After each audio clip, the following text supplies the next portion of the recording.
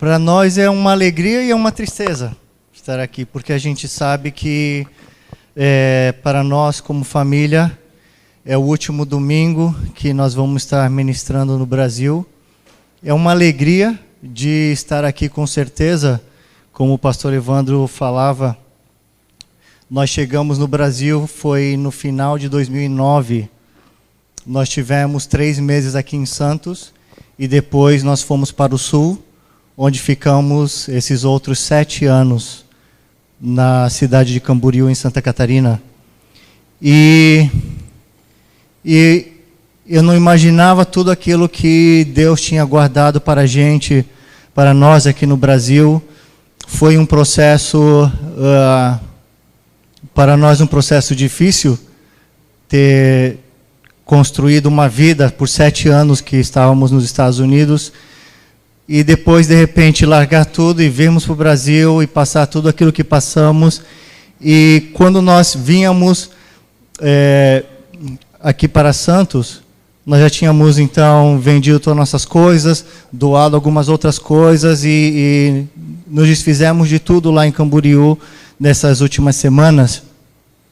E então fomos para a rodoviária com todas as nossas malas, com destino aqui para Santos. Então nós pensamos como é que nós, como povo de Deus especialmente, e como pessoa, ser humano em geral, como é que nós podemos viver nossa vida correndo atrás de tantas coisas terrenais, quando no final das contas nós vamos para a terra do mesmo jeito, não é?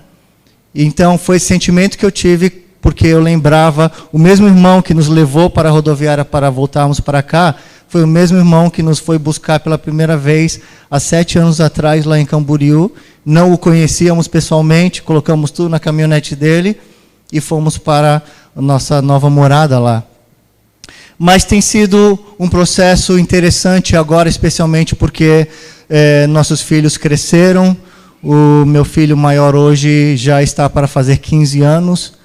A minha filha está de 12 para 13 e seguem os outros, que eu não vou nem tentar mencionar as idades. E tem aumentado em tamanho, tem aumentado em número, e mais que nada eu agradeço, eu louvo a Deus, porque Deus tem aumentado em conhecimento do Senhor. Porque não faz parte dessa mensagem, agora não sei como é que eu vou fazer encaixar, mas me lembra, me traz à memória o que diz lá em Tiago, quando diz: meus irmãos, tende por motivo de grande gozo passardes por provações, sabendo que a prova da vossa fé desenvolve a perseverança. Ora, a perseverança deve terminar a sua obra, para que sejais maduros e completos, não tendo falta de coisa alguma. Glória a Deus. Perseverança é uma marca registrada do cristão. E a perseverança deve terminar a sua obra. Terminar que obra que a perseverança faz? A obra dentro da gente. Para que continuemos naquilo que Deus tem colocado adiante de nós. Para quê? Para que sejamos maduros e completos, não tendo falta de nada. E nós temos ministrado em vários lugares o tema família. E nós temos usado muito o texto lá de Salmos 127, que fala que filhos são herança do Senhor e filhos são como flecha na mão do valente. E isso eu tenho usado esses dias para honrar os meus filhos, que eles têm sido muito mais do que flechas.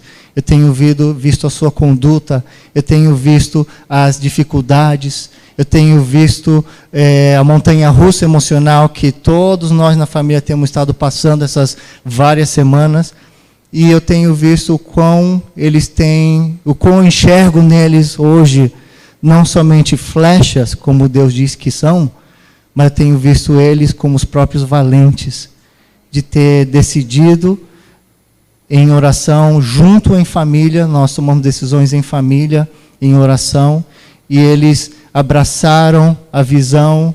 Não tem sido um abraçar fácil, mas eles têm abraçado a visão, eles têm aberto mão de muitas coisas, E Deus tem trabalhado isso. E agora está só a Dominique, a minha filha, e eu quero dizer de que tudo isso que nós estamos passando é justamente isso aqui, a prova da nossa fé. Não a fé, não aquela fé, a palavra não está dizendo aquela fé de que eu posso fazer qualquer coisa. A fé naquilo que o Senhor tem colocado diante de nós. A fé no Evangelho do Senhor Jesus Cristo. E por causa desse Evangelho é que nós estamos dispostos a abrir mão de tudo isso. Mas eu quero trazer isso que o pastor estava falando do casal que está completando 50 anos. E eu, quando a gente ouve isso, a gente diz, quando a gente crescer, a gente quer ser igual a eles. 50 anos de casado. A gente sabe que não é fácil. Tem gente que está 1 ano, 2 anos de casado, já está querendo jogar a toalha. Imagina 50 anos de casado. Não é? Imagina 50 anos sendo moído um pelo outro. É justamente Tiago aqui, olha, perseverando para que sejais maduros e completos. E não é o tema de casal aqui, mas eu quero trazer como que é uma alegria, ela diz, tende por motivo de grande gozo esse passagem por provações. O problema nosso, sabe o que é de povo cristão? É que nós aceitamos Jesus, só que nós não queremos aqueles textos que falam de carregar a cruz, de negar-se a si mesmo. Bom, mas se tem que carregar a cruz, então eu quero ela um pouquinho mais acolchoadinha, para não machucar, vai arranhar, vai fazer calo no meu ombro. E aí quando vem o tema de família, casais, filhos, finanças, qualquer coisinha a gente está cheio de ai, ai, ai. E não que não tenhamos. Hoje a minha família está cheia de ai, ai, ai, no secreto do Senhor. Porque é lá onde está a nossa satisfação. Porque quando nós trazemos os nossos ai, ai, ai, no silêncio, na quietude, quando meus filhos vão dormir, eu vou lá para o meu, não num quarto, mas eu vou lá para fora, na garagem de oração, onde está eu e Deus no escurinho, eu olho para as estrelas e eu estou falando com Deus. É ali onde eu encontro as minhas forças para continuar. É ali onde você vai encontrar as suas forças para entender que a maior felicidade não é trocando de mulher, de homem, de filho, ou de mãe ou de pai. A tua maior felicidade vai ser quando você se encontrar no centro da vontade de Deus. Meu filho falava há algumas semanas atrás, nós estávamos saindo de casa para cuidar de algumas coisas. E ele disse, ai, Camboriú é tão maravilhoso. E eu pensei por um tempo e eu já ia entrar naquela coisa, a gente ia ficar naquela novela, no final a gente ia estar chorando junto, ali abraçadinho. Mas eu pensei, e é verdade. Eu falei para ele, é verdade e tem sido uma bênção, tem sido um lugar maravilhoso para a nossa família. Só que só vai ser maravilhoso durante o tempo que nós pertencemos a este lugar. Porque passando o prazo, não vai ter nada de maravilhoso. Assim como um bom assado, lá no sul se gosta muito de assados, né? E o assado é maravilhoso, tem um cheiro maravilhoso, só que passado a hora, já daqui a pouco não tem nada de maravilhoso. E a única coisa que vai querer aquele assado vão ser as moscas. Então eu falei para ele, você lembra daquele texto do povo que seguia a nuvem? Quando a nuvem começa a se mexer, aí, cara, é hora de levantar acampamento e sair andando. Porque você não quer ficar naquele lugar maravilhoso com a nuvem lá embaixo, longe de você. O nosso lugar é seguindo ao Senhor aonde Ele estiver. E Deus vai nos transformando. Se nós perseverarmos, persevera no teu casamento. Persevera, porque o casamento não é qualquer palavra, aquela disposable, não é descartável. Família não é descartável. Que nós possamos nos segurar e dizer, nós vamos perseverar para que sejamos maduros e completos. Com todos esses anos aqui e passando por várias etapas com vários filhos, eu tenho visto que quem gosta de começar um negócio e aí quando começa a ficar difícil joga fora, é criança ou não é? mas que nós possamos perseverar. Eu não trago isso como uma coisa pesada, se você errou, porque todos nós erramos, mas eu quero trazer a palavra de Deus. Nós não podemos ser impedidos de trazer a palavra de Deus por causa de situações difíceis. E eu digo, antes de eu casar com a minha esposa, eu lembro que, final de contas, eu nunca fui casado antes, então não sabia como é que era, não sabia o que falar, o que não falar. E antes de casar, eu lembro que naquele momento romântico, eu estava ali abraçado com ela, daí eu olhei nos olhos dela e falei para ela: você é a mulher mais bonita que eu já vi na minha vida. Aí quando os olhos dela começaram a brilhar, aí eu falei, depois da Sandra Bullock. Aí aquilo tirou o brilho dos olhos dela. Aí eu penso, como é que a gente casou ainda depois disso? Mas eu achei tanta graça da minha brincadeira. Só que depois é que eu aprendi que não se brinca desse jeito nesses momentos. Mas eu casei, e aí onde a gente fala de propósito. E ela perseverou. E quando a gente está no propósito, aí não é nenhuma brincadeira dessa que estraga o propósito. E Deus cuidou. E Deus trabalhou. E nós temos chegado no momento onde a minha esposa diz: que gostoso que é de passar tudo que a gente tem passado até hoje junto. Nós temos podido crescer juntos. E o nosso sonho, o nosso desejo é continuar crescendo, como aquele casal que está 50 anos de casado, nós queremos estar celebrando nossos 50 anos de casado também, já com nossos filhos e nossos filhos dos nossos filhos. Como a minha esposa disse para eles: eu não sei como é que vai ser, mas eu quero de vocês 40 netos. Aí eles começaram a fazer a conta, e é isso que nós queremos, uma mesa comprida, com nossos filhos e os filhos dos nossos filhos ao redor da nossa mesa. Amém? 1 Coríntios capítulo 9.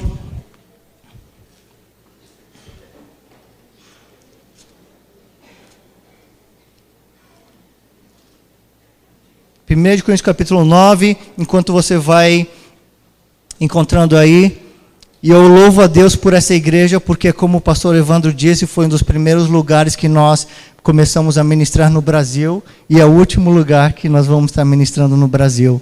Foi o lugar que Deus usou para nos desafiar a acreditar e a enxergar aquilo que Deus tinha depositado na nossa vida, porque nós não enxergávamos. Por isso agradecemos pastor Evandro, pastora Sandra, que não fosse a insistência dela, a gente tinha descartado totalmente aquela possibilidade do ministério, e Deus fez grandes coisas na nossa vida. Eu estava vendo aqui no louvor a Thaís, ela também foi fundamental no início, ela foi um instrumento de conexão, de oração, de trazer palavra à nossa vida, e nós não nos esquecemos disso, e também tantos vários irmãos que nós não temos como mencionar todos. 1 Coríntios capítulo 9, versículo 24, diz o seguinte: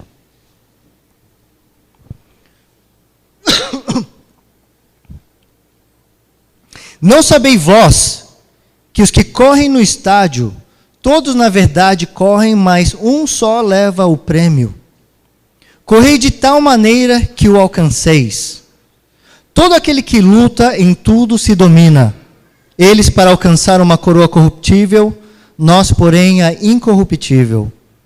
Portanto, corro não como indeciso, combato não como batendo no ar.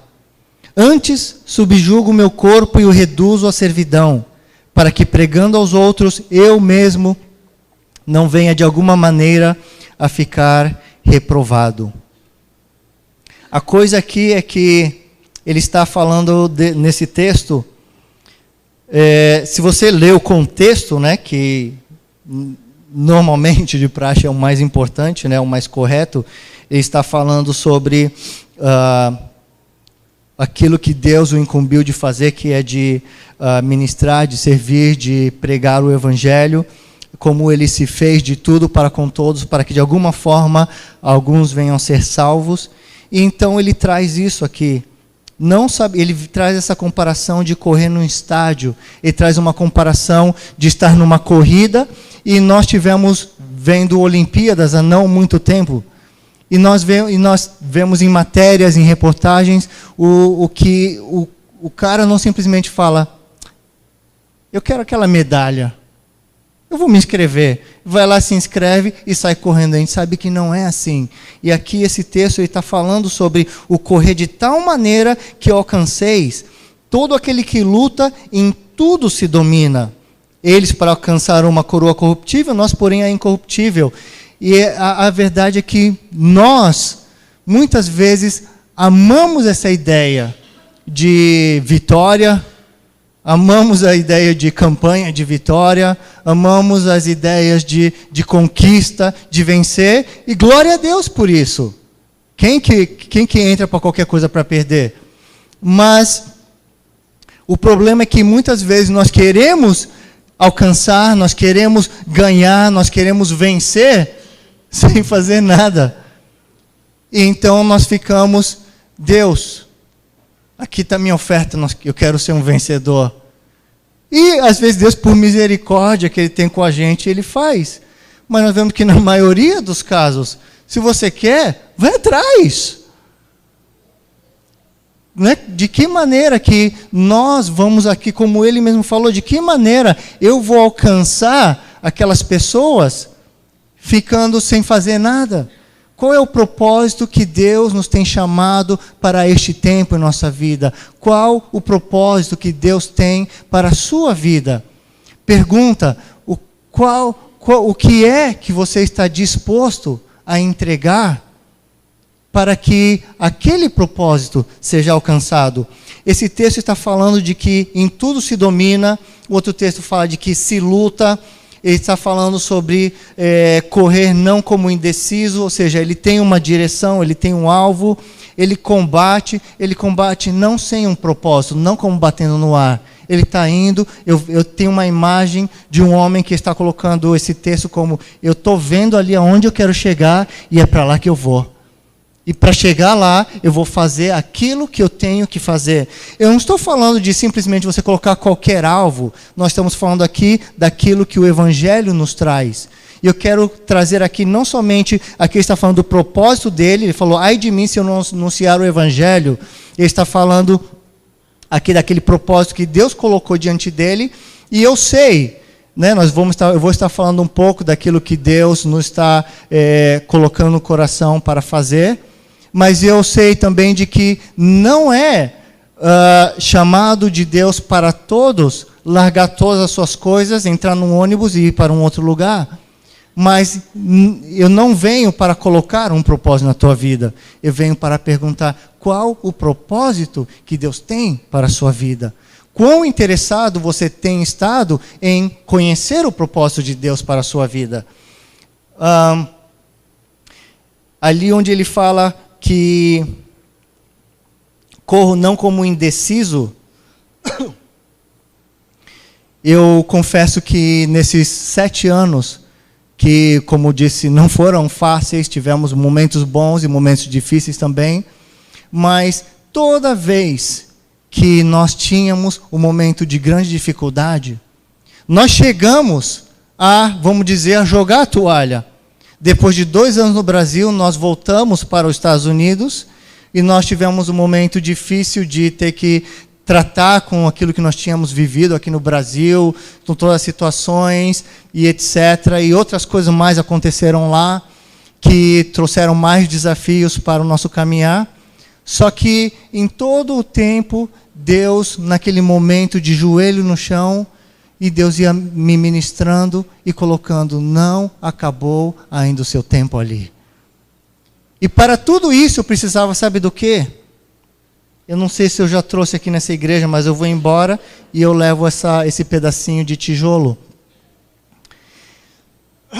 Esse pedacinho de tijolo aqui, eu encontrei há uns 10 anos atrás, uns 8 anos atrás, quando nós pedíamos, Deus, eu preciso de uma confirmação muito clara, para mim abrir mão de tudo que eu estou fazendo, largar todas as coisas, pegar nossas malas e ir em destino ao Brasil, sem saber para onde, nem o que fazer, não vou, mas não vou mesmo. E com 4 filhos naquela época, e olha que na época só tínhamos 4. Então eu disse, e eu trabalhava naquela época na construção, Então eu estava trabalhando e aquilo na minha cabeça e nós oramos e esperávamos no Senhor por 1 ano e meio, foi mais ou menos. Então, por fim, nos últimos meses daquele tempo de oração e espera, eu estava trabalhando e eu tinha na minha cabeça, Deus, quando é que o Senhor vai confirmar isso? Apesar de que Deus já tinha falado de várias formas. Então eu estava trabalhando, ali em volta da casa nós estávamos fazendo um acabamento, e ali era tudo, né, como vocês veem, né, ou já foram, conhecem, muita grama, ou terra. Naquele lugar tinha mais terra do que grama.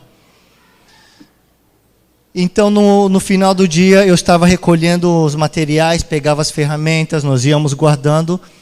Então, no momento que eu pensei, quando é que o Senhor vai me mostrar, eu olhei para o chão para pegar mais alguma coisa, e ali enterrado naquela terra, eu encontrei um pedaço de tijolo. E não tem nada demais no tijolo em si. Só que quando eu olhei, estava esse tijolo coberto de terra, só que tinha uma parte que estava mostrando, que diz Brasil. E aí eu falei, não pode ser. Peguei, tirei do chão, limpei bem, comparei com aquela casa, não era. Comparei com o vizinho, né, porque não tem muro de separação, também não era. E eu pensei, mas como é que isso aqui podia estar no chão, onde eu estou trabalhando, do lado do meu pé, na hora que eu estava perguntando para Deus? Então eu peguei, limpei bem, coloquei no meu bolso, eu falei, é para o Brasil que nós vamos. Cheguei em casa e nós começamos a dar andamento no processo. E toda vez que eu comecei a correr como indeciso, toda vez que nós passamos por uns perrengues duros, toda vez que nós começamos a questionar a nossa vida, o nosso tempo e o nosso propósito, eu tinha que voltar para o meu quarto, abrir a minha gavetinha e tirar isso da gaveta. E lembrar de que Deus nos chamou com um propósito. E nós vamos continuar. E ai de nós jogarmos a toalha porque está difícil. Nós somos daqueles que perseveram. Nós queremos ser daqueles que se perseveram e alcançam aquilo para o qual fomos sido chamados. E foi uma situação muito difícil e não com poucas lágrimas, nós decidimos voltar ao Brasil. E foi então que a partir daquele momento, que parece que quase eu vejo Deus com um sorriso dizendo, agora você está pronto. Depois de apanhar bastante, depois de ser moído, depois de morrer um pouquinho mais, e ainda assim dizer, eu quero continuar. E aí nós começamos a ver que Deus começou a abrir portas, através de portas, atrás de portas, sem fazermos força alguma. E aí começamos só a caminhar, a caminhar, a caminhar. E glória a Deus, e isso eu quero trazer para nossas vidas. Eu não sei porquê, não está aqui, sinceramente, na palavra, mas eu quero trazer isso para a sua família. Não jogue a toalha por causa de uma coisa temporal que você está vivendo hoje. Não jogue fora. Não somente o casamento, não somente filho, pais, mas um relacionamento. Meu Deus, quanta gente na nossa vida a gente joga fora por não dar o braço a torcer a conversar de novo. E eu já trouxe isso no passado. Que seria do meu relacionamento hoje com o meu irmão, como eu já preguei aqui nessa igreja, com o meu irmão sentado ali atrás? O que seria do nosso relacionamento hoje se um não tivesse dado o braço a torcer e dizer, meu irmão, me perdoa? Uma palavrinha tão pequena, mas tão difícil de sair da nossa boca. E por causa de uma palavrinha tão difícil de ser proferida, a gente profere todo tipo de palavrão e maldição. E a gente sabe que não presta, mas sai. Mas falar, me perdoa, não sai de jeito nenhum. Mas quando sai, e sai com graça e com favor de Deus, isso faz positivamente um estrago nos ouvidos daquele que o recebe. E que nós possamos segurar disso e não trocar pessoas pelo nosso orgulho ou às vezes pela nossa própria insegurança, com medo de rejeição. Não importa. Se é isso que Deus tem colocado no teu coração, que você precisa fazer, faça. Depois Deus trata com ele, se a outra pessoa não aceitar. Mas nós devemos, se você não quer dar o braço a torcer para outra pessoa, dê o braço a torcer para Deus. Porque se você não dá o braço a torcer para Deus, não tem problema, sabe por quê? Deus tem a vida inteira para tratar contigo. Você não tem a vida inteira, você não tem a eternidade para tratar, mas o Deus tem todo o tempo do mundo. Não é esse o caso de Jonas? Ah, não quero ir. Não quer ir? Tá bom. Vai, corre. Vou contar até 10. Vai correndo e se esconde bem escondido. Aí Deus vai atrás, e Deus cuida, e Deus trata, e Deus faz. No final das contas, para onde foi Jonas? Para o mesmo lugar que Deus falou. Vai. Que nós possamos, então, nos dobrar àquele que é Rei dos Reis. Nós estamos falando aqui nessa canção, o que era? Tudo é teu. E eu pensava, eu realmente gostaria de crer no meu coração que ainda assim, na minha vida hoje, onde parece um processo cirúrgico, algumas coisas que estão acontecendo hoje na nossa casa, na nossa família, eu gostaria de acreditar que na minha vida fosse tudo de Deus. Mas nós sabemos que quanto mais do meu tudo eu entrego para Deus, porque a gente sabe, sejamos sinceros entre nós, que quando eu digo meu tudo, nem tudo não é tão tudo assim, né? Mas quanto mais desse meu tudo eu entrego para Deus, mais desse tudo Ele entrega para nós. A gente fica nesses papinhos, né? Até hoje, eu nem converso mais quando alguém fala de qualquer sábado. Sábado é sábado, sábado é domingo. E, cara, a gente não está mais na época da lei. Se você vê na graça, qual dia é consagrado para Deus? É só ler, começa em Mateus ali, no Sermão do Monte, quando Jesus começa a falar. Qual dia que é de Deus? Não é nem sábado, nem domingo, meu amigo. É todo dia agora é de Deus. Todo o teu tempo é de Deus. Ai, meu dízimo é 10%, ou depois de imposto, ou depois de antes de imposto. Cara, na época da graça, não é nem 10, não é nem 20. Tudo que você tem é teu. É de Deus, é o que a música diz. Tudo que eu tenho é teu. Tudo que eu tenho é teu, Senhor. Tudo que eu tenho é teu, Senhor.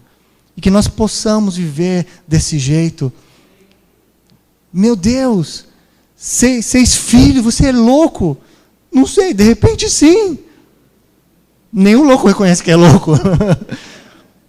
Mas o difícil não é ter 6 filhos. Difícil não é crer que eu possa manejar, administrar 6 filhos. O difícil é crer de que Deus vai cuidar de cada um dos meus filhos, ou não é? O difícil não é largar tudo e ir para o outro lado do mundo. Isso daí qualquer um faz. É só abrir na internet, tem um monte de blog de gente que faz isso com mochila nas costas. O difícil é crer de que é isso exatamente o que Deus quer que eu faça, e quando passe um momento difícil, de continuar perseverando, de que Deus me quer aqui e é aqui que eu vou ficar. Se alguém está incomodado, Satanás, então você sai, porque eu vou ficar. Isso é que é difícil, não é? O mais difícil para nós, no final das contas, é realmente acreditar em Deus, no final das contas.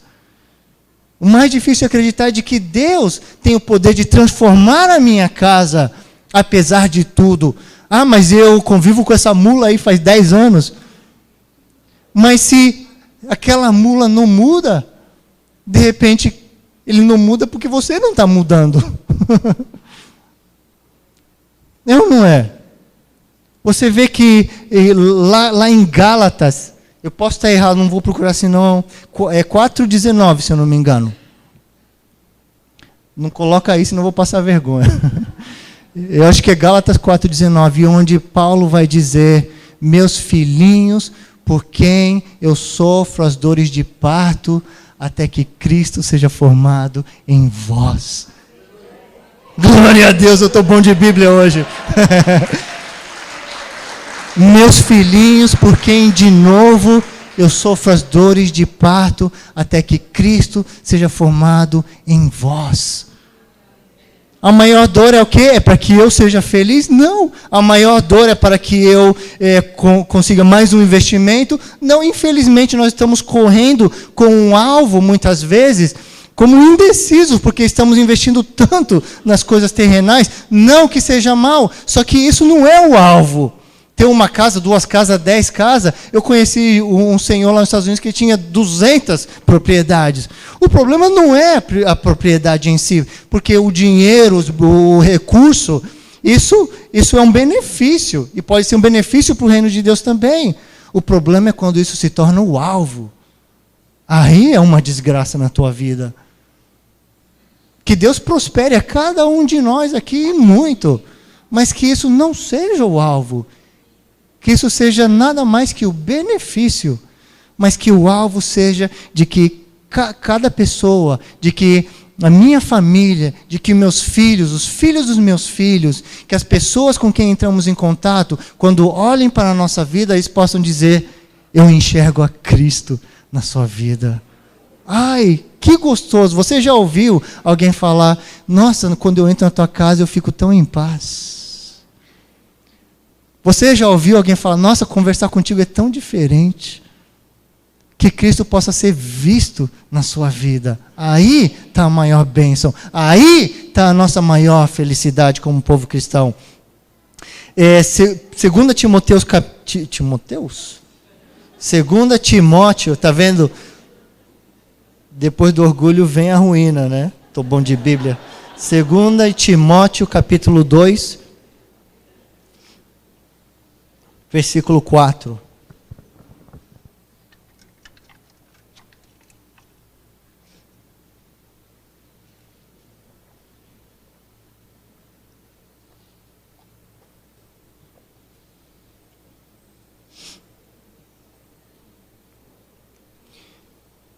Capítulo 2, versículo 4.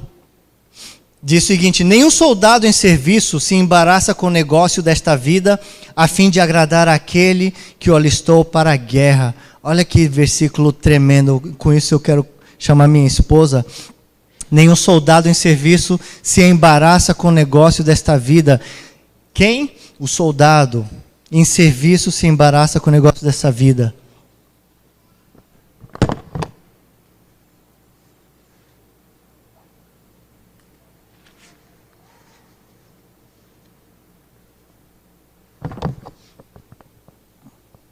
Eu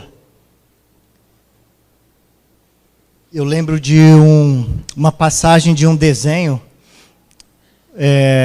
onde o gato fala para a menina fala: para onde eu devo ir? E o gato diz: bom, depende de onde você quer chegar. Ela diz: não importa.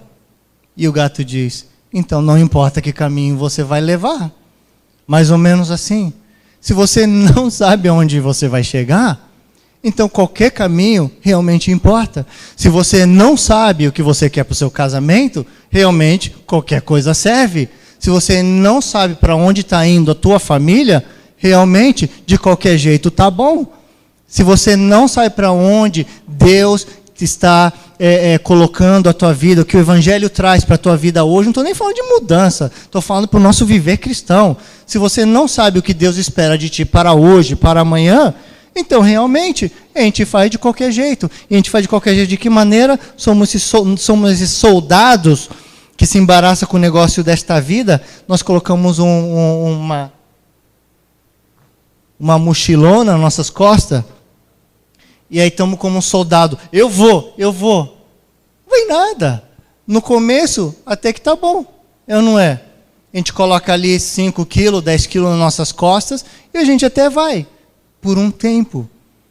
Só que essa coisa do embaraçar-se com os negócios desta vida, a fim de agradar aquele que o alistou para a guerra, cara, se tu continuar com essa coisa nas tuas costas, não vai muito longe. Mas não vai mesmo. Minha esposa tinha alguma coisa para compartilhar? Eu senti desde semana passada uma palavra para hoje e eu não sabia o que Fábio ia pregar. E eu não comentei com ele até hoje. E quando a gente foi conversando da mensagem, eu falei, eu sinto que eu tenho algo para compartilhar que eu acho que encaixa exatamente nesta mensagem.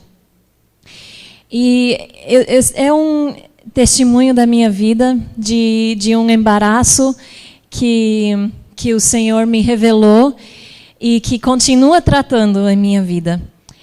Quando casamos, estávamos morando no Japão, foi onde nosso primeiro filho também nasceu. E eu já tinha sentido chamado por Japão desde 16 anos de idade. Fábio também sentiu o chamado do Senhor no Japão.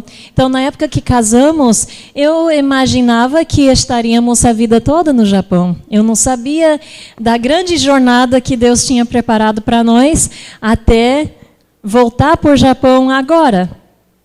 Então, aí foi que fizemos chá de panela, e depois, quando vinha Joshua, chá de bebê, e tínhamos a nossa casinha, apesar de ser alugada, mas gostávamos muito, porque casa era muito difícil, todos os nossos amigos viviam em apartamentos, e nós tínhamos casa, e o Senhor tinha dado tudo o que precisávamos, sem a gente gastar muito de recursos financeiros. Tínhamos ganhado móveis e tal, já tinha a casa bem montada. E eu senti, num certo momento, quando Joshua era bebê, eu senti Deus me desafiar a pedir para Ele, em oração, revelar para mim os embaraços que tinha na minha vida. E meu irmão, minha irmã, é uma oração que Deus gosta muito de ouvir de nós, e Ele adora responder também quando pedimos realmente com o coração aberto. Então eu lembro até hoje, uma tarde que eu fiz esta oração, eu pedi para Deus me revelar, até vou me emocionar, porque quando Deus fala com o nosso coração, é diferente. Quando entendemos que é uma palavra de Deus, traz vida, ainda que seja uma palavra dura. E eu senti Deus falar para mim uma só palavra. Eu não ouvi com meus ouvidos, mas eu escutei muito forte no meu coração. Materialismo. E eu fiquei admirada. Falei, materialismo? É o que eu menos esperava. Mas Deus está falando comigo mesmo? Será que eu estou ouvindo certo? Materialismo? Eu sou aquela menina que nunca gostava de shopping, que nunca se importava com roupa de marca. Tudo que eu tenho é usado, nunca me importava com nada disso. Como que vai falar para mim de materialismo? Eu não sou aquela pessoa, não. Aí foi passando o tempo e Deus foi revelando para mim de como eu estava apegada as minhas coisas. Pode ser que não tinha aquele valor do que eu tinha tirado do meu bolso, mas que eu tinha um apego às minhas coisas. E isso não importa o valor que tem material. Era apego às coisas sentimentais que tinha ganhado no chá de panela, chá de bebê, aquelas coisas e tal. E aí, depois de um tempinho, Deus começou a mexer tanto no coração do Fábio quanto no meu, que a gente ia deixar o Japão, que Ele ia nos levar para longe por um tempo. E eu comecei a olhar a nossa casa e falei, Senhor, não pode ser. Porque isso tudo a gente nunca vai conseguir montar de novo se a gente abrir mão. Aí não foi um momento, mas foi um processo que Deus foi falando para mim. Olha bem ao teu redor. E eu olhava e Ele falava para mim, quem foi que deu tudo isso para vocês? E eu falei, Senhor, foi tu. Aí Ele foi falando, então, você não acha que eu posso fazer isso novamente? Não posso te dar outra vez? Aí eu comecei a falar, é verdade, Senhor, pode. Aí, aos poucos, fui abrindo mão.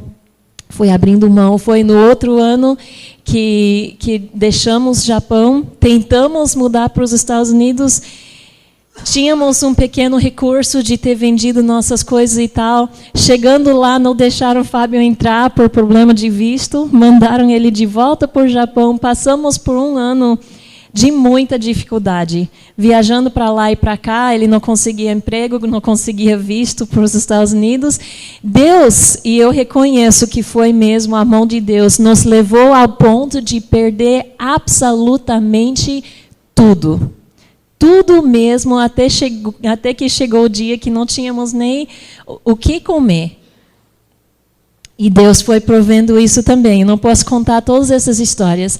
Mas eu lembro de ter reclamado naquele momento com Deus. Mas, Senhor, se era para permanecer no Japão, por que não nos deixava em paz? A gente estava tão bem, a gente tinha nossa casinha, a gente tinha tudo que precisava e aqui estamos sem nada. E Deus falou para mim de novo, se eu tinha dado aquela vez, eu não posso te dar de novo? E aí a gente foi vendo em pequenas coisas, Deus provendo. Aí, no tempo dele, nos levou para os Estados Unidos, proveu tudo que a gente precisava outra vez. E ele me lembrou, quando já tinha a casa montada, sem a gente gastar nada, nada mesmo. Não falei que eu podia dar tudo outra vez? Aí passou mais alguns anos e Deus pede para a gente abrir mão tudo de novo, largar tudo, vir para o Brasil.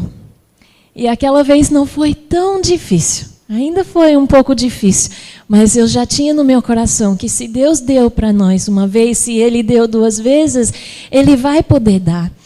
E então viemos, não foi tão fácil nem tão imediato, mas montamos tudo aqui e agora estamos nesse processo de ter largado tudo de novo. Estamos agora apenas com algumas malas, indo embora do Brasil sem nada. E eu tenho essa certeza no meu coração, mas o que eu quero trazer com esse testemunho? Não se deixe apegar às coisas deste mundo. Eu senti do Senhor que esta palavra era para alguém que está aqui nesta noite. Investimos tanto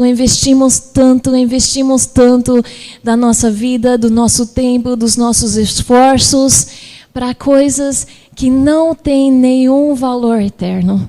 É para estar muito, muito bem acomodados aqui e esquecemos que a nossa vida aqui, nesse mundo, nesta terra, é assim. Muito rápido e acabou. E temos toda a eternidade que nem podemos imaginar. Estamos realmente investindo na eternidade, em coisas que têm valor eterno? Nossos filhos têm valor eterno. E muitas vezes estamos investindo tanto em nos acomodar com coisas materiais que estamos perdendo nossos próprios filhos. E as almas de muitas pessoas ao nosso redor também têm valor eterno. Onde é que estamos investindo o nosso tempo, as nossas vidas, os nossos esforços? Às vezes estamos tão cansados, tão estressados, porque estamos tão embaraçados com as coisas do mundo, que não temos nem como pensar em coisas eternas. Então é essa palavra que eu queria trazer como embaraço que Fábio está ministrando. Vou devolver. Amém. Então, continuando com esse caminho, Hebreus capítulo 12.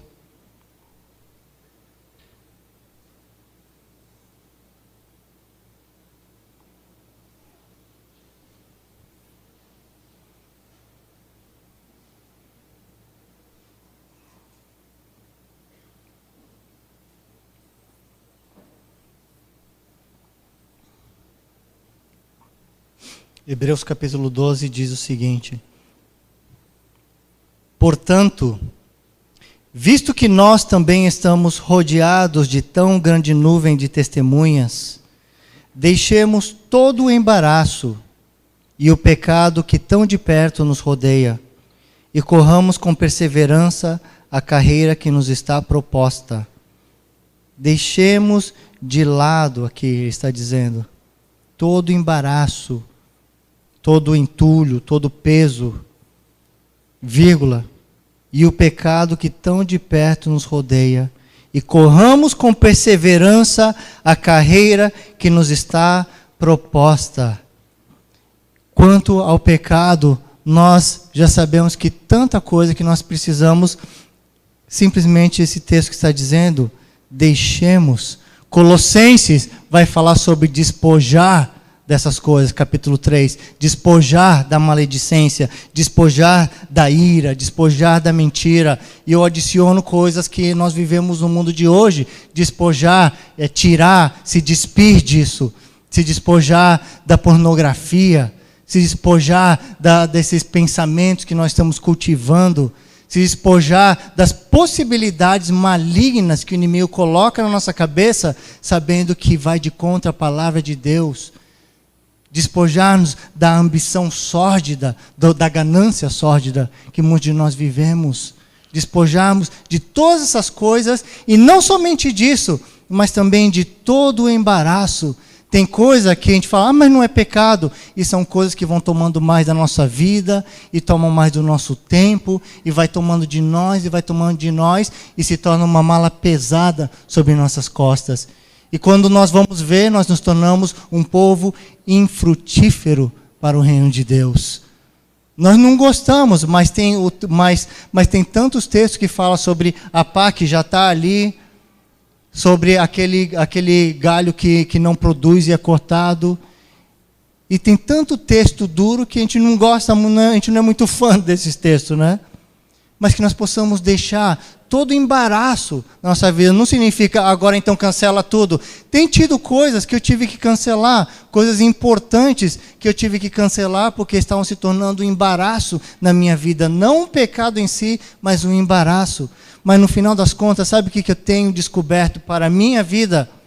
De que do pecado, acho que não tem segredo aí. Vamos colocar então, já compreendemos. Vamos falar de embaraço. Nós andamos às vezes tão embaraçados com as coisas desta vida e deste mundo, que nós pensamos, não é nada. Essa coisa eu aguento, eu ainda consigo administrar. Mas sabe o que eu tenho percebido para mim na minha vida? Esse embaraço tem se tornado um grande pecado. Sabe por quê? Porque me impede de ser aquilo que Deus quer que eu seja, de alcançar e caminhar e trilhar o caminho que Deus quer que eu trilhe. E sabe por que eu continuo com todo esse embaraço, tentando caminhar com uma mochila pesada nas minhas costas? Porque na hora que eu tiro, e eu vou ver o que é que tem lá dentro, sabe o que é que tem lá dentro? São coisas que eu quero para mim. Quantas coisas a gente diz, não é para os meus filhos, é teu filho nada, é para você.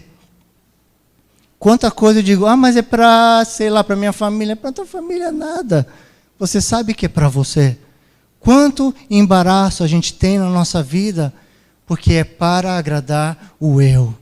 E é quando o eu, então, se torna o rei dos reis no nosso coração. É o eu, o grande controlador das minhas decisões, e se torna o eu, o grande motivador da decisão final na nossa vida.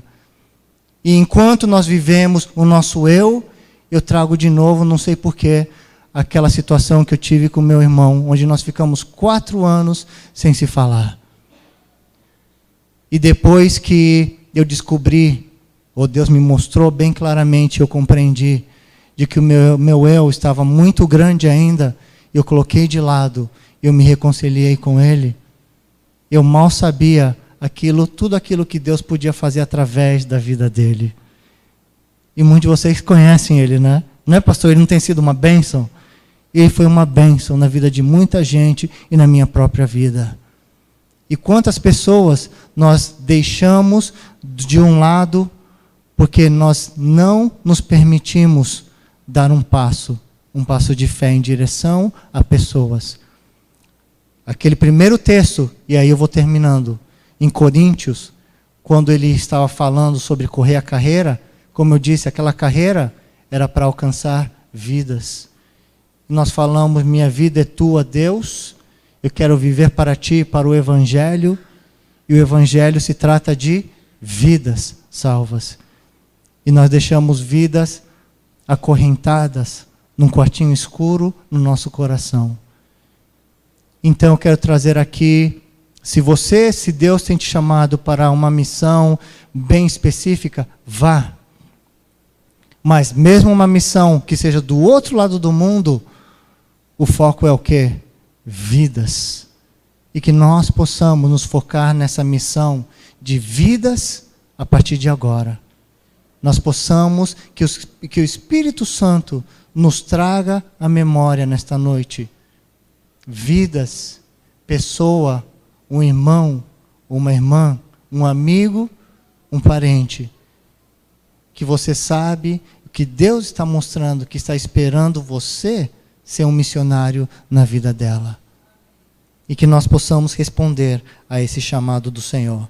Portanto, visto que nós também estamos rodeados de tão grande nuvem de testemunhas, deixemos todo o embaraço e o pecado que tão de perto nos rodeia e corramos com perseverança a carreira que nos está proposta, olhando firmemente para Jesus, autor e consumador da nossa fé, o qual pelo gozo que lhe estava proposto suportou a cruz, desprezando a ignomia, e está sentado à destra do trono de Deus. Considerai aquele que suportou tal oposição dos pecadores contra si mesmo, para que não vos canseis, desfalecendo em vossas almas. Que o Senhor nos abençoe e que o Senhor nos use a cada um de nós para ser um missionário na vida de uma pessoa que seja, começando hoje. E você sabe quem é essa pessoa, senão Deus não teria trazido essa mensagem. E que Deus te use, que o Senhor te unja com poder e te dê a graça poderosa que vem dos céus. E esse amor incondicional, seja você que foi o causador do problema ou você foi a pessoa ofendida, que você possa dar aquele passo e da sua vida esteja fluindo esse amor de Deus. E esse amor que tudo transforma, esse amor que tudo reconcilia. Em nome de Jesus. Agora eu quero pedir para o irmão colocar o vídeo. Eu vou aqui rapidamente mostrar então o vídeo. Nós estamos dia 25 agora, semana que vem, domingo, nós estamos começando o nosso primeiro passo, indo para o Japão. Nós vamos passar uns 3 meses talvez nos Estados Unidos com a igreja lá, com irmãos e com família. E depois disso nós vamos estar indo para o Japão. O Japão, muitas pessoas não sabem, é um país onde a grande maioria segue uma crença, uma religião chamada o Shintoísmo. E menos de 1% são cristãos. Não é um país que tem perseguição, como algumas pessoas pensam. Você é livre para pregar o evangelho, você é livre para construir uma igreja, uma capela, colocar uma cruz. Não significa que vai acontecer ou vai funcionar. E, apesar de toda a liberdade que existe, somente 1% cristão. E o Japão já foi conhecido também como o cemitério dos missionários no passado. E nós sabemos que não é um trabalho simples, não é um trabalho fácil e não é um trabalho rápido. E o nosso foco, ao final, vai ser ir para uma cidade chamada Nagayocho. Se você gosta de orar por missões, lembre-se dessa palavra, Nagayocho. É uma cidade de uns 45 mil habitantes, mais ou menos, e não tem igreja nenhuma. E o nosso foco é exatamente esse, de ir para lugares ainda não alcançados. E não vamos estar sozinhos, porque nós vamos ser uma igreja com 8 membros. Sozinhos não vamos estar. Mas, se você se lembrar, ore por isso. Deu certo aí? Tá bom, então pode soltar.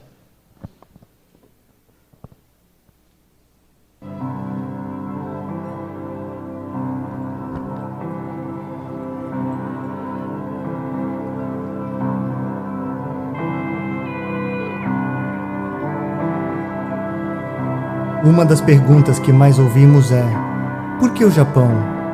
Por que o Japão precisa de missionários? Eles são ricos, são prósperos. O Japão é a 3ª maior economia do mundo. O que a maioria das pessoas não sabem é que o Japão é um dos maiores grupos de povos não alcançados do mundo. Embora o Japão seja materialmente um país bem-sucedido, espiritualmente é um país muito pobre. O Japão tem uma das maiores taxas de suicídio do planeta. Por ano, cerca de 25 mil pessoas tiram suas próprias vidas. São 70 pessoas por dia, 3 pessoas a cada hora cometendo suicídio nesse país. O suicídio é a maior causa de morte entre crianças e adolescentes. 11% dos japoneses gostariam de nunca ter nascido. 85% dos jovens se perguntam da razão de sua existência. Os pais trabalham tantas horas por dia que seus filhos muitas vezes somente os vê por apenas 1 hora por semana. Este é um povo órfão de pais, é um povo órfão de referências. Homens e mulheres estão crescendo sem identidade. Muitos japoneses experimentam a falta de esperança como uma realidade quase que constante em suas vidas. Por ser um país que não expressa livremente as suas dores e crises interiores, milhares se isolam da sociedade, sem pedir ou receber apoio, sem saber a quem clamar. Há uma desesperança no Japão que só pode ser superada pelo Deus que os criou, o Deus que dá propósito para a vida. Jesus disse: levantai os olhos e vede os campos, porque já estão brancos para a ceifa. Francisco Xavier disse que os japoneses eram algumas das pessoas mais interessantes que ele conheceu no mundo. Os japoneses são incrivelmente inteligentes, criativos, bem-humorados, receptivos. É um povo com atenção aos detalhes e empenho pela excelência. Há tanto talento e tanto dom, há tanta coisa incrível neste povo. E apesar de oferecer muitos desafios, a Terra do Sol Nascente oferece oportunidades para muitas frentes missionárias. Entre os países abertos ao Evangelho, o Japão é o país menos evangelizado do mundo.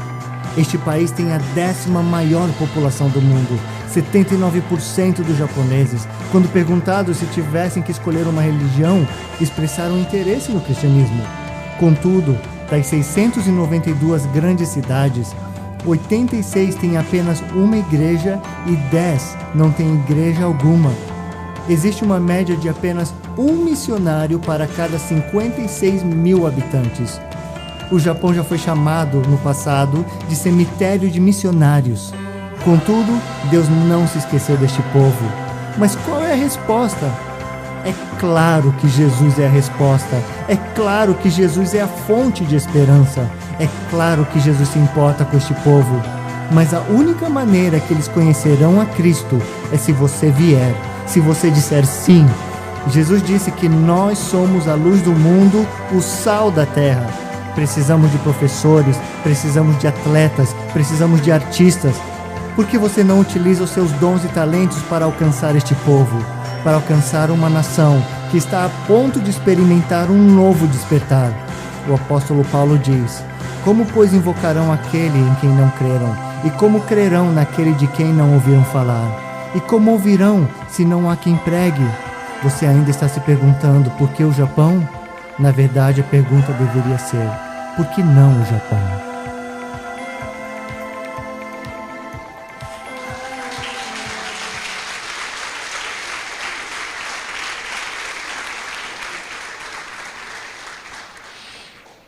Nós temos aqui uns cartões de oração que tem a foto da nossa família com nossos nomes aqui e tem o site onde vamos estar postando sobre a nossa jornada, motivos de oração, notícias do que Deus está fazendo, e etc. Então, não temos muitos. Eu gostaria de entregar para todos que gostariam de assumir o compromisso de estar orando por Japão e por nossa família nesta missão.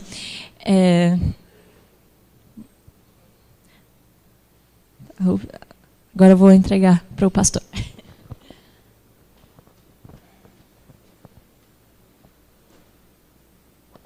Glória a Deus. Amados, o Fábio pregou e ele ainda não orou por nós. Eu quero ainda orar por ele. E eu queria que eu orasse porque nada acontece por acaso. E essa ministração, eu tenho a certeza que ela alcançou muitos corações aqui. Amém? E ele falou sobre família, sobre casamento, sobre perdão, sobre vocês não serem apegados às coisas desse mundo, e falou sobre missões, o que a gente tem falado muito desde o início do ano, sobre a nossa missão de pregar o Evangelho para as pessoas. E eu me lembro que em janeiro eu lancei um desafio, que esse ano você pregasse o Evangelho para pelo menos uma pessoa e levasse essa pessoa até o batismo. E hoje ele falou de que você seja um missionário na vida de uma pessoa. Então eu creio que nada acontece por acaso, porque o Espírito Santo está aqui, está ministrando nas nossas vidas. Amém? Então, eu queria que você, meu irmão, queria que você ficasse de pé. Primeiro, fique de pé para que a gente ore. E eu quero que o Fábio ore por nós, como igreja. E feche os olhos agora, porque eu quero que você levante sua mão. Vamos fechar nossos olhos e pense em tudo aquilo que foi ministrado. Se você se enquadra em alguma dessas coisas, se a tua família tem sido assolada pelo diabo, se talvez na sua casa já estão pensando em entregar a toalha, ou jogar a toalha, como ele falou, se você talvez tenha entendido que você é uma pessoa muito apegada às coisas materiais, e você precisa hoje falar para Deus: Senhor, me ajuda a me desapegar às coisas materiais. E não ser avarento, preso. E reconhecer que tudo vem de Ti. Tudo. E que tudo pertence a Deus. Não é só 10%, é tudo. Nós devemos ao nosso Deus.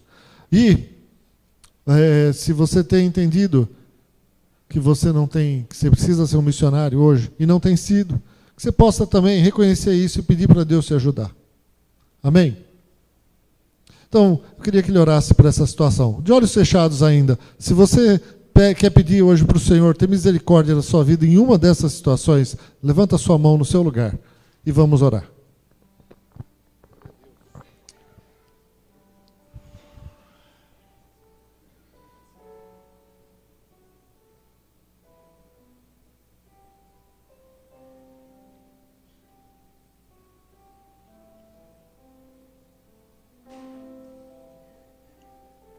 Senhor Deus, nessa noite nós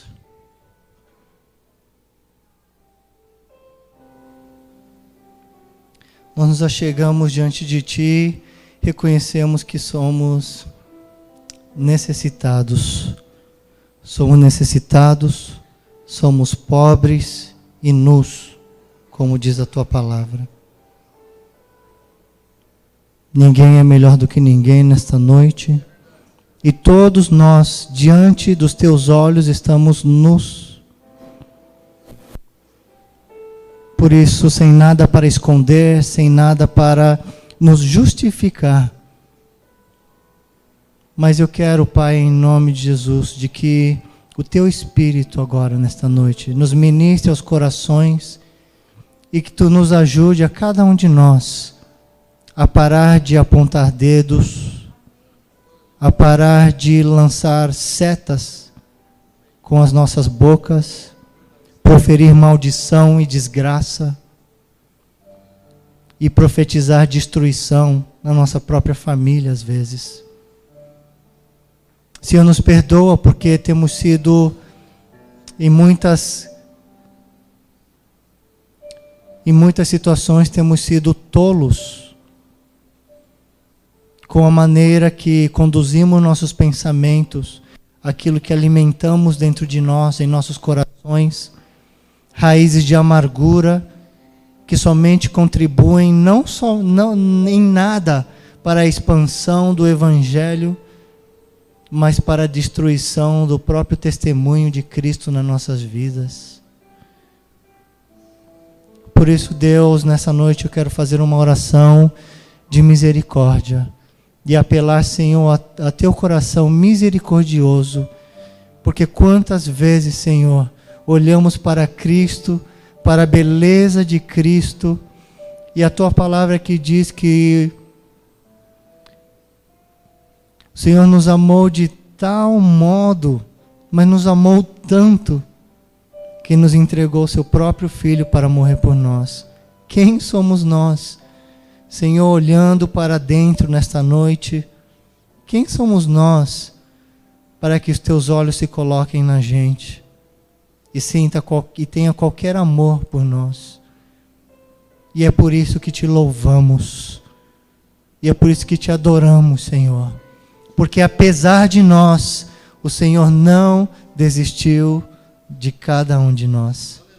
Apesar da gente, o Senhor não desistiu. Obrigado, Senhor, pela tua paciência. Obrigado, Senhor, por essa maravilhosa misericórdia. E eu oro, Senhor, nesta mesma misericórdia tua e paciência, que tu nos perdoe as nossas ações, a nossa conduta e as nossas reações.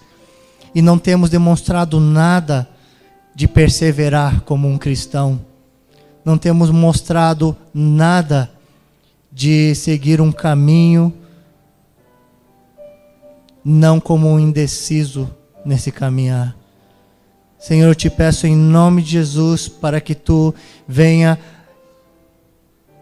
e nos preencha com esse poder, essa preciosa graça, e comece a tirar toda essa sujeira, todo esse pecado, todo esse embaraço, toda essa carga, todo esse eu que está dentro de nós, que faz com que nos apeguemos a coisas imundas, que faz com que nos apeguemos à própria destruição, às vezes dentro da nossa própria casa. Senhor, eu oro por restauração. Eu oro, Senhor, para que tu mude o coração daquele marido, daquela mulher. Senhor, mude o coração daquele filho. Senhor, muda o coração daqueles pais. Senhor, muda o coração daquela pessoa. Em nome de Jesus, porque nós não podemos, como aquela mulher, Senhor, que foi na porta do juiz e batia e pedia justiça. Senhor, nessa noite continuamos a orar e te pedimos, Deus, clamando para que tu te levantes do teu trono e comece a agir em favor do teu povo, porque é um povo sofrido, porque há um povo ferido, e às vezes nas nossas próprias feridas nós reagimos como um animal. E é por isso que eu oro, Pai, para que tu comece a curar nossas feridas. Senhor, levantamos nossas mãos como um sinal de rendição. Nós precisamos de ti. Porque se tu não o fizer, Senhor, se tu não o fizer, quem o fará? Senhor, se tu não guardar a minha família, que seguro, que dinheiro, que proteção, Senhor, guardar a minha família lá do outro lado do mundo. Senhor, se a provisão não vier de ti, para que vamos querer ajuda um do outro? Senhor, reconhecemos nessa noite que tudo vem de ti. Reconhecemos que a reconciliação vem de ti. Reconhecemos, Senhor, que quando a tua palavra diz do coração do pai se converter aos filhos e o coração do filho se converter aos pais, isso também vem de ti. Senhor, aquele coração pródigo, aquele esposo pródigo, aquela mulher pródiga, aquele filho pródigo, se não for a ação do teu Espírito para fazer com que ele ou ela caia em si, quem o fará, Senhor? Por isso, Pai, aí onde eles estão, não sabemos onde eles estão nesse momento que estamos aqui clamando por eles. Podem estar ali como filho pródigo, tentando compartilhar sua vida, seu alimento com os porcos. Mas, Senhor, nesta hora nós queremos clamar para que tu venha resgatar aquela vida em nome de Jesus. Antes que os nossos irmãos deem um passo de fé para a reconciliação, que o teu Espírito já tenha feito a obra no coração daquela pessoa. E nós sabemos que a tua palavra, ela não volta vazia. Assim como aquele filho pródigo não foi criado, ele não foi criado para viver no chiqueiro. E é por isso que ele vai cair em si, em nome de Jesus. Por isso profetizamos, clamamos e declaramos que aquela vida voltará.